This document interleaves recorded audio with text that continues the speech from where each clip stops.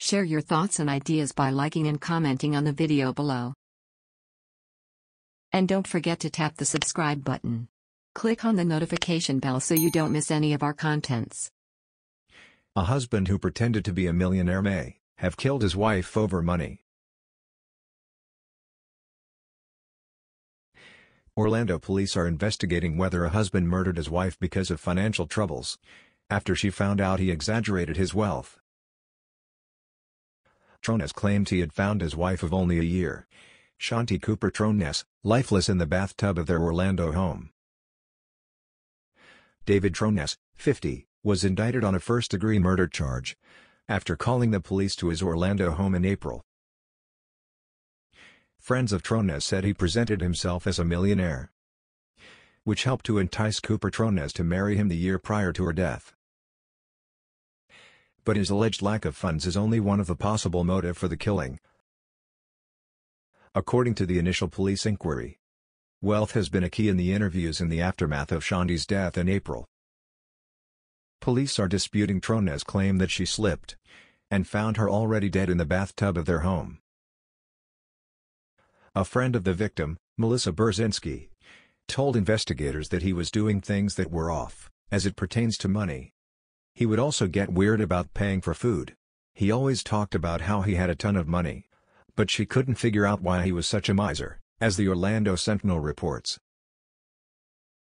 There was confusion among neighbors as to what David Tronnes actually did for a living. One stating they thought he worked in sales. Another neighbor thought his wife was the main earner. Others said Tronnes was usually at home overseeing a renovation project.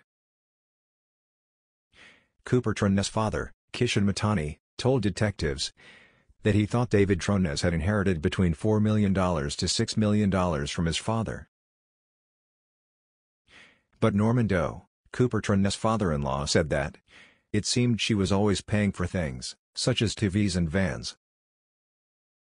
When her mother was near death in December 2016, she asked Doe about her mother's life insurance policy, according to his interview. Doe said he thought it was Tronnes who was most interested in the money. He always claimed he had millions, but Shanti bought everything, Doe said. Police slammed Tronnes for fake crying and his hogwash account of how the 39-year-old died, in newly released interview recordings. During his interview with police, he said his wife slipped and fell while trying to get into bathtub, though when the autopsy showed, she had died of strangulation and blunt force trauma to the head. When police arrived, they found that the bathtub and Cooper-Tronnes' body were both dry. Detective Teresa Sprague heard in an audio recording obtained by the Orlando Sentinel, saying Tronnes' story did not match any of the evidence at the scene. Common sense would tell you, if you pull a woman soaking wet out of a tub at 3 o'clock and call the police within 6 minutes, that when police arrive within 3 minutes everything will be soaking wet. That's common sense, she said. Tronnes, who later told detectives he didn't have the information they were looking for, chose to play it dumb.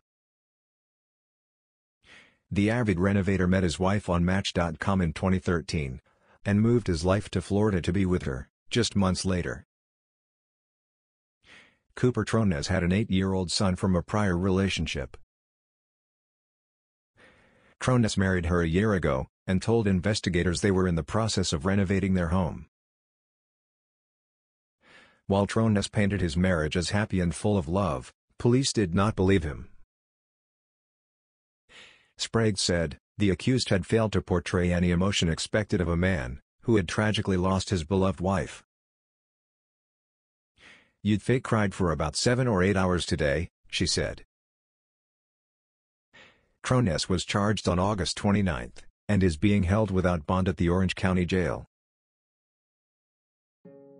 Check the description to watch other videos, and don't forget to tap the subscribe button.